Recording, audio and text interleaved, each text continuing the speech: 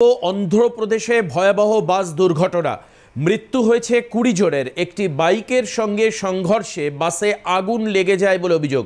এই খবরের দিকে নজর রাখবো। আপনারা দেখতে পাচ্ছেন সেই ছবি, যেখানে 40 জন যাত্রী নিয়ে হায়দ্রাবাদ থেকে বেঙ্গালুরুতে যাচ্ছিল বাসটি। অন্ধ্রের কুর্নুল জেলার চিন্নাত্রেকুট গ্রামের কাছে দুর্ঘটনা ঘটে। এই বিষয়ে বিস্তারিত আমাদেরকে জানাবেন আমাদের প্রতিনিধি ইন্দ্রাণী দাশগুপ্তা আমাদের সঙ্গে রয়েছেন। ইন্দ্রাণী, কিভাবে দুর্ঘটনা ঘটলো এবং কিভাবে এত বড় অগ্নিকাণ্ডের ঘটনা ঘটলো?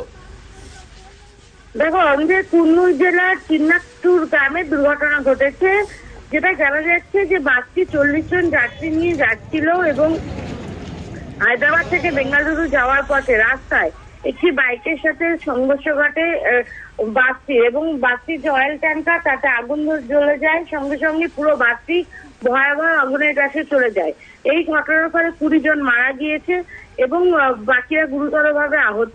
ঘটনায় অন্ধ্রের যে তেলেঙ্গানার মুখ্যমন্ত্রী, তিনি শোক প্রকাশ করেছেন। মৃতদের পরিবারকে 2 লক্ষ টাকা এবং আহতদের পরিবারকে মাথাপিছু 50,000 টাকা করে অনুদান দেওয়ার ঘোষণা করেছেন মুখ্যমন্ত্রী। কিভাবে এই দুর্ঘটনা যদি ঘটলো তুমি আমায় জিজ্ঞেস করে দেবাশিস, তাহলে প্রত্যক্ষদর্শীরা যেটা বলছেন যে বাইকের সাথে সংঘর্ষে যে অয়েল ট্যাঙ্কার সেটাতেই আগুন ধরে যায়, তার ফলে অতি দ্রুত পুরো আগুন গ্রাস করে নেয় বাসটিতে এবং 20 জন অগ্নিদগ্ধ হয়ে মারা যান। ধন্যবাদ ইন্দ্রাণী।